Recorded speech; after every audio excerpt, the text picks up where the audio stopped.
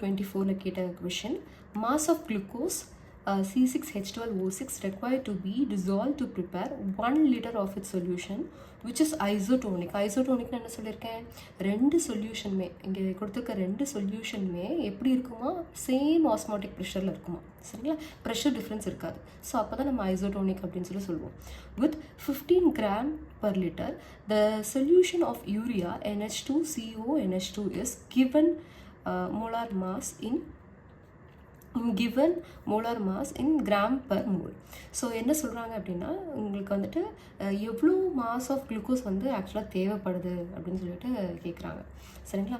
எதுக்கு அப்படின்னா 1 liter solution நம்ம வந்து ஃபார்ம் பண்ண போகிறோம், அதுக்கு எவ்வளோ மாஸ் ஆஃப் குளுக்கோஸ் எடுத்துக்கணும், சரிங்களா. ஸோ அது வந்து எதோட ஐசோடோனிக்காக இருக்குது, சேம் ஆஸ்மாட்டிக் ப்ரெஷரில் இருக்குது, யூரியாவோட ஐசோடோனிக்காக இருக்குது, சரிங்களா. ஸோ இதிலேருந்து நீங்கள் வந்து அதோட மோலார் மாஸ் என்ன அப்படின்றத வந்துட்டு மோலார் மாஸ் இல்லை, கிவன் மாஸ் என்ன அப்படின்றத நீங்கள் கண்டுபிடிக்கணும். கிவன் மாஸ் அப்படின்றத இங்கே வந்து கிவன் கொடுக்கல, நம்ம தான் கண்டுபிடிக்கணும்.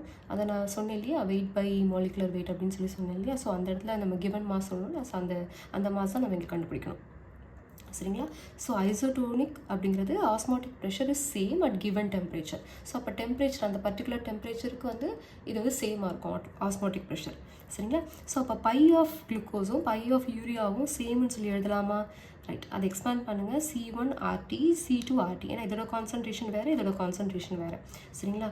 ஸோ அதை எக்ஸ்பேண்ட் பண்ணுங்கள் கான்சன்ட்ரேஷனை N1/V1, சரிங்களா, N2/V2. ஏன் இதோட கான்சன்ட்ரேஷன் வேறுன்னு சொல்கிறாங்க, ஏன்னா எண்ணை நான் வந்து ஸ்மால் m/கேபிட்டல் எம்னு போடுவேன், மோலார் மாஸ் வேறு. ஸோ அப்போ கண்டிப்பாக என்னவாகும், கான்சன்ட்ரேஷனும் வேரி ஆகும், சரிங்களா. N1/V1 into RT, N2/V2 into RTன்னு வரும். ஸோ RT ரெண்டு இடத்துலையுமே இருக்குது, அதனால் நடுவில் ஈக்குவல் டு சிம்பிள் இருக்குது. RT கேன்சல் பண்ணிவிடுங்க. கேன்சல் பண்ணிவிட்டு அடுத்து N1V1 is equal to N2V2 அப்படின்னு சொல்லிட்டு இருக்குமா. இப்போ நீங்கள் என்ன பண்ணணும்னா N1 வந்து எக்ஸ்பேண்ட் பண்ணுங்கள், வெயிட் பை மாலிகுலர் வெயிட், சரிங்களா. ஸோ அதானே நம்பர் ஆஃப் மோல்ஸ். ஸோ அதை எக்ஸ்பேண்ட் பண்ணுங்கள், ரெண்டு சைடுமே எக்ஸ்பேண்ட் பண்ணுங்கள்.